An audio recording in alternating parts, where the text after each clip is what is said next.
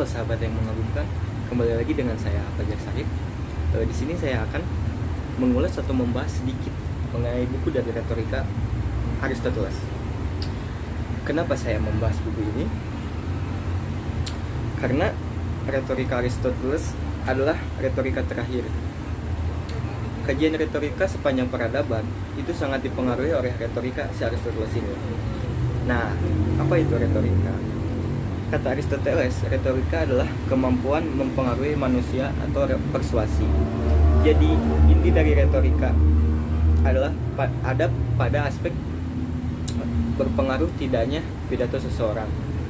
Dan untuk mengetahui berpengaruh tidaknya pidato itu, kita harus masuk ke dalam dimensi kognisi, afeksi, dan psikomotor dari audiens. Nah, kalau misalkan ada seorang yang berpidato panjang lebar berjam-jam tapi tidak mencakup ketiga dimensi itu, maka itu tidak bisa dikatakan retorika. Nah, untuk menyempurnakan retorika, Aristoteles menyampaikan 3 unsur utama yang harus diperhatikan seorang pembicara, yaitu pertama ethos, logos, dan pathos. Apa itu ethos? Ethos adalah sumber kepercayaan. Seorang pembicara harus dapat dipercaya oleh para audiens. Jadi ethos itu adalah seorang pembicara itu harus memiliki pengetahuan yang cukup luas untuk menyampaikan materi-materinya.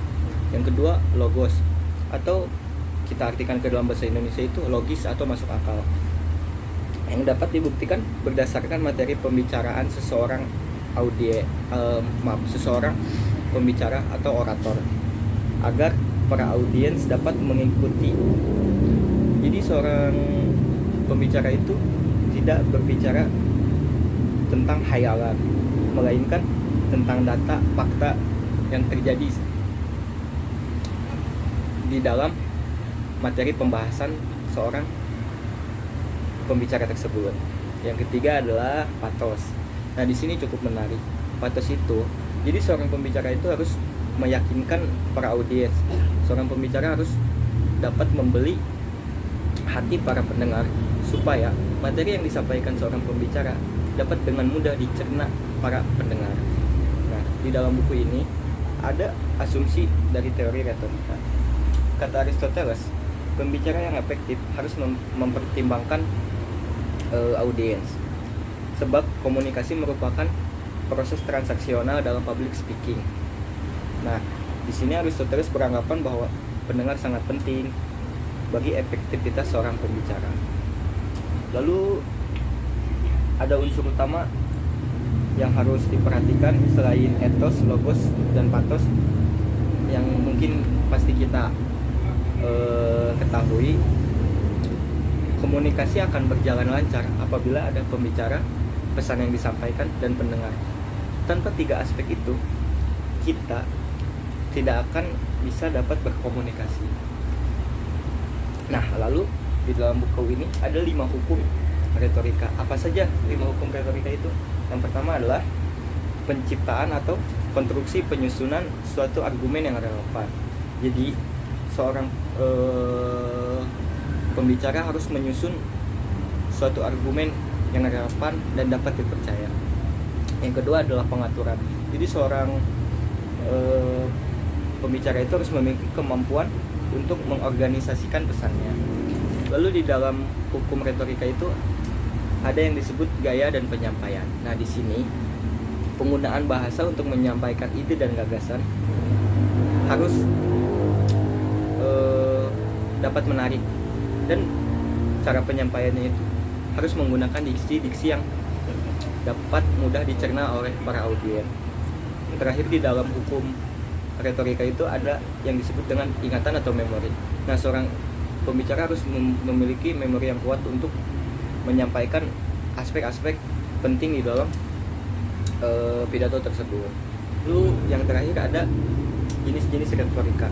Jenis-jenis retorika itu yang ada di dalam buku ini ada 3, yaitu retorika epideiktik, retorika deliberatif, dan retorika forensik.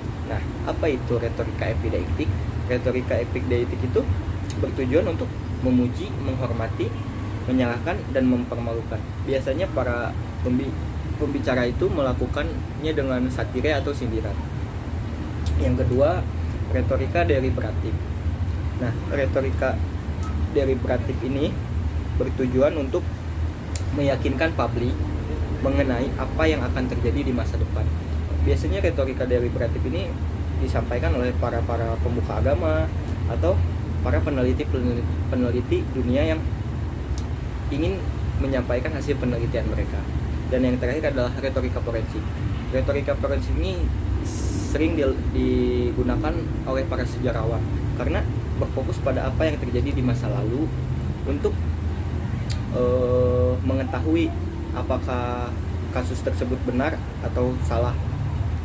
Nah, demikian ulasan dari saya. Mohon maaf apabila masih banyak kekurangan, atau saya memohon untuk dikoreksi apabila ada kesalahan, karena saya masih dalam tahap pembelajaran. Terima kasih sudah menonton video ini. Jangan lupa, jika video ini bermanfaat dan memberikan edukasi, mohon di like dan di share kepada teman-teman. Assalamualaikum warahmatullahi wabarakatuh.